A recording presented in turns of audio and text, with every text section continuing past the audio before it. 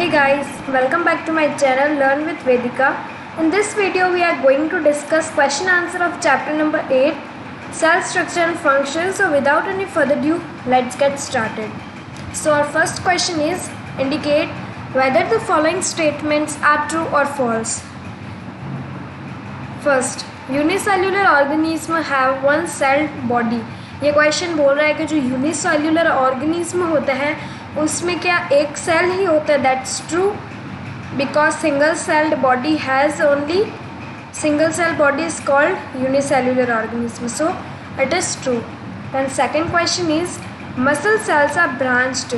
ये कह रहा है कि जो मसल सेल्स होते हैं उनका स्ट्रक्चर क्या ब्रांच टाइप का होता है.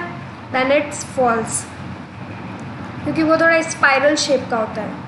The basic living unit of an organism is an organ. ये कह रहा है जो बेसिक लिविंग यूनिट है ऑर्गेनिज्म की वो क्या ऑर्गन है. That's false because the basic living unit of an organism is cell. Okay. Then amoeba has irregular shape. मतलब अमीबा का कोई डेफिनाइट शेप नहीं होता है. That's true. Okay. Then second question is make a sketch of a human nerve cell. What function do nerve cells perform. ये कह रहा है कि नर्व सेल का ह्यूमन नर्व सेल का स्केच बनाना है और नर्व सेल्स के फंक्शंस वो कौन कौन से परफॉर्म करता है वो लिखना है. सो ये डायग्राम है. तो इसमें आप ये डायग्राम देख लीजिए. Cell body, nucleus, axon, myelin sheath, node of Ranvier, axon terminal, etc. So the main function of the nerve cell is to transmit message to the brain from receptor organs and vice versa. मतलब ये कह रहा है जो main function है nerve cell का वो क्या है कि मैसेज को ट्रांसफ़र करना ब्रेन तक, जो कि ऑर्गन्स मतलब है ना जो भी मैसेज है ना ब्रेन तक पहुंचाना चाहते हैं वो काम कौन करता है. नर्व सेल करते हैं. It has control over the working of different parts of body. मतलब ये जो भी डिफरेंट पार्ट्स होते हैं बॉडी के उसके ऊपर इसका कंट्रोल भी होता है. Okay. Then our third question is write short notes on the following. मतलब उनको इन पे शॉर्ट नोट्स लिखना है. Okay. So first is cytoplasm. मैंने आपको बताया था साइटोप्लाज्म क्या होता है. The cytoplasm is the fluid that contains all the cell organelles such as the mitochondria, ribosomes, Golgi bodies etcetera. मतलब जो साइटोप्लाज्म क्या होता है एक फ्लूइड होता है. मतलब फ्लूइड मीन्स एक लिक्विड टाइप का सब्सटेंस होता है जो कि क्या कंटेन करता है cell organelles. Cell organelles contain करता है कौन कौन से cell organelles. Mitochondria, ribosomes, Golgi bodies etcetera. और मैंने क्या बताया था माइटोकॉन्ड्रिया क्या होता है generator of the cell. Okay. It is present between the nucleus and the plasma membrane. जो साइटोप्लाज्मा है वो न्यूक्लियस और प्लाज्मा मेम्ब्रेन के बीच में प्रेजेंट होता है. It helps in the exchange of materials between cell organelles. मतलब ये है ना हेल्प करता है मटेरियल्स को एक्सचेंज करने में सेल ऑर्गेनेल्स के अंदर. Okay. It is made up of 80% water and is usually clear and colourless. मतलब जो ये साइटोप्लाज्म होता है वो 80% वाटर से बना होता है और मतलब ज़्यादातर इसमें कोई कलर नहीं होता है. वो एकदम साफ होता है कलर और clearless. Okay. The nucleus of the cell. The nucleus is a double membrane bound cell organelle present in eukaryotic cells. जो न्यूक्लियस होता है वो एक डबल मेम्ब्रेन होती है जो कि सेल ऑर्गेनेल में प्रेजेंट होती है यूकैरियोटिक सेल्स में. Okay. It contains the DNA, the genetic material. मतलब इसमें डीएनए ये डीएनए कंटेन्स करती है genetic materials etcetera. It is the command centre of the cell. मतलब ये क्या होता है कमांड सेंटर और कंट्रोल सेंटर होता है सेल का. And is spherical in shape. मतलब ये स्पेरिकल शेप में होता है जैसे कि इस डायग्राम में है. That's nucleus of the cell is in spherical shape. Okay. It has the following components. इसके बहुत सारे कंपोनेंट्स होते हैं. तो फर्स्ट डायग्राम को स्टडी करते हैं. It has outer nuclear membrane, inner nuclear membrane, nucleolus, nucleoplasm, heterochromatin, euchromatin, ribosomes and nuclear pores. Okay. तो इसके फॉलोइंग कंपोनेंट्स क्या क्या है. Nuclear membrane, nucleolus, chromosomes. अब अपन इसको स्टडी करते हैं. So first nuclear membrane. It has is a double layered membrane. It is separated it separates the contents of the nucleus from the cytoplasm and acts as a wall.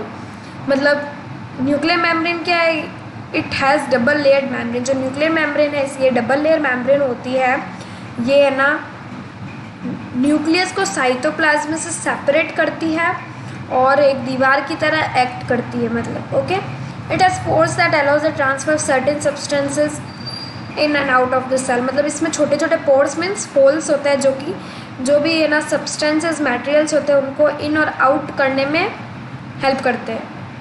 Then nucleolus, it is a small dense spherical body. It is not bound by any membrane.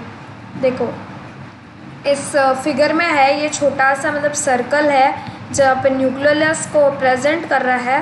तो ये एक मतलब small dense spherical body होती है जिसके around कोई भी membrane present नहीं होती है. Then chromosome, these are thread-like structure that carry genes, all the necessary information required for the transfer of characteristics from the parents to the offspring are stored in the genus. मतलब ये एक thread-like structures होते हैं जो कि Jannes को carry करते हैं. ये क्या काम करता है कि मतलब जो भी है ना कैरेक्टरिस्टिक्स होते हैं पेरेंट्स में वो ऑफस्प्रिंग तक जो भी पहुंचाना होता है वो जेनेस स्टोर करता है. Inheritance of characteristics is possible only because of chromosomes. मतलब जो भी इनहेरिटेंस होती है कैरेक्टरिस्टिक्स की वो किससे पॉसिबल होती है, क्रोमोसोम्स से. Okay, then our fourth question is which part of the cell contains organelles. मतलब कौन सा पार्ट होता है सेल का जो कि ऑर्गेनेल्स को कंटेन करके रखता है. Various cell organelles are present in cytoplasm. जो भी सेल ऑर्गेनेल्स होते हैं ज़्यादातर साइटोप्लाज्म में प्रेजेंट होते हैं. It is a clear and colourless fluid that contains organelles.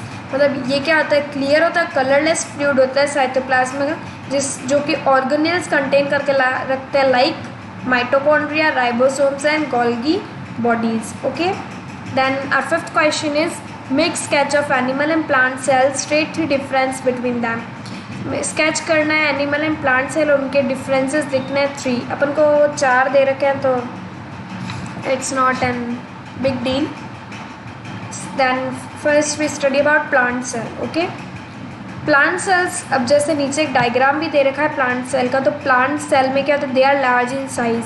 मतलब ये बड़े होते हैं साइज में और the cell wall is present. इसमें देखो ये सेल वॉल भी प्रेजेंट होती है because it needs more protection than animals. इसको किस किस से प्रोटेक्शन चाहिए होती है, high temperature, absorption etcetera. Okay, so then vacuoles are large. मतलब ये जो भी आपको क्लियर बॉडी दिख रही है that is vacuoles. Okay, plastid could be seen, जो प्लास्टिड्स होते हैं वो भी हमें सीन होते हैं. Then animal cell, they are smaller than plant cell. जो भी ये होते हैं ना वो प्लांट सेल से थोड़े स्मॉल साइज में होते हैं. इसमें सेल वॉल नहीं होती है, the cell wall is absent because it need no protection from the temperature, moisture etcetera. Vacuoles are small, इसमें वैक्यूल जो भी होते हैं ना वो छोटे छोटे होते हैं. Okay, then except of Euglena plastid could not be seen in animal cells. मतलब यूग्लिना प्लास्टिड्स वो जो भी होता है ना एनिमल सेल में अपन को नहीं दिखते हैं. ओके, आप ये जो भी डायग्राम है स्टडी कर लेना. इसमें कुछ ज़्यादा मतलब अपन को दे रखे हैं, जो अपन की बुक में डायग्राम था वही अभी अपन के 8th के कोर्स में. Okay, then our 6th question is state the difference between eukaryotes and prokaryotes. अब prokaryotic cells and eukaryotic cells में अपन को डिफरेंस निकालना है. सो प्रोकैरियोटिक सेल्स क्या होते हैं, वो ज़्यादातर क्या होता है, यूनिसेल्युलर होते हैं. इनमें न्यूक्लियर मेम्ब्रेन प्रेजेंट नहीं होती है और इसमें सारे cell organelles, not all cell organelles are present. मतलब ज़्यादा सेल ऑर्गेनेल्स प्रेजेंट नहीं होते हैं.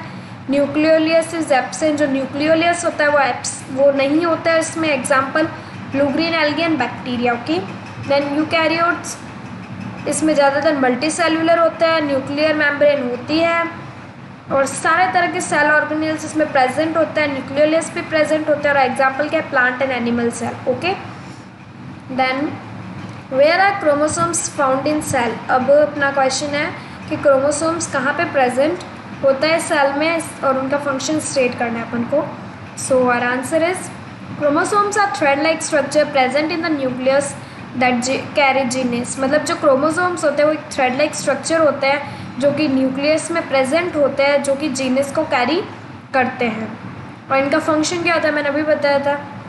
All the necessary information required for the transfer of characteristics from the parents to the offspring are stored in the genus. Inheritance of characteristics is possible only because of chromosomes. मतलब ये क्या कह रहा है, जो भी नेसेसरी इन्फॉर्मेशन होती है कि मतलब जो कैरेक्टरिस्टिक्स होते हैं पेरेंट्स के ऑफस्प्रिंग तक पहुंचाने के लिए, वो सब कुछ जेनस स्टोर करके रखता है। और इनहेरिटेंस होती है जो भी कैरेक्टरिस्टिक्स की, वो सिर्फ क्रोमोसोम्स की वजह से होती है। Okay, then 8th question is cell are the basic structural unit of living organism, explain.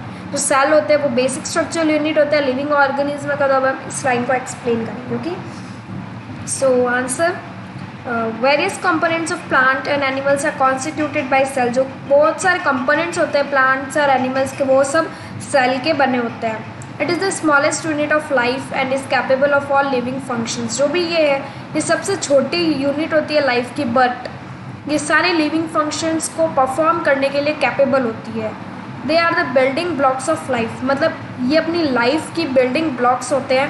It is too much necessary, without cell we are not living. Okay, that is the reason why cells are referred as the basic structural unit and function blocks of life. इसलिए अपन cell को क्या refer करते हैं, the basic structural and functional blocks of life. Okay, cell exist in various shapes and sizes and perform a wide range of activities. जो cell होते हैं उनके बहुत सारे शेप्स होते हैं, साइज होते हैं, और वो बहुत सारी एक्टिविटीज़ को परफॉर्म करते हैं। Then the shapes and sizes are related to the function it performs. जो भी इनके शेप और साइज़ होते हैं वो किस पे रिलेट करते हैं, जो भी वो फंक्शन परफॉर्म करते हैं उससे। ठीक है, then explain why chloroplast are found only in plant cell. मतलब अब हमें बताना है कि जो क्लोरोप्लास्ट है वो सिर्फ प्लांट सेल में ही क्यों प्रेजेंट होते हैं। Okay, so chloroplast are plastids required for the food making process called photosynthesis and thus they are only present in plant cell. मतलब जो क्लोरोप्लास्ट होता है वो उसमें प्लास्टिड्स होते हैं जो कि फूड मेकिंग प्रोसेस में बहुत ज़्यादा ज़रूरी होता है, जिससे वो प्रोसेस क्या होता है, फूड मेकिंग प्रोसेस फोटोसिंथेसिस, इसलिए वो सिर्फ प्लांट सेल में प्रेजेंट होता है। सो थोड़ा ये भी देख लेते हैं।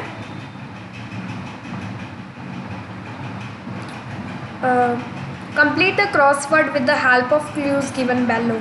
This is necessary for photosynthesis. Photosynthesis के लिए क्या नेसेसरी होता है, chlorophyll. Okay, then term for component present in the cytoplasm, answer is organelle.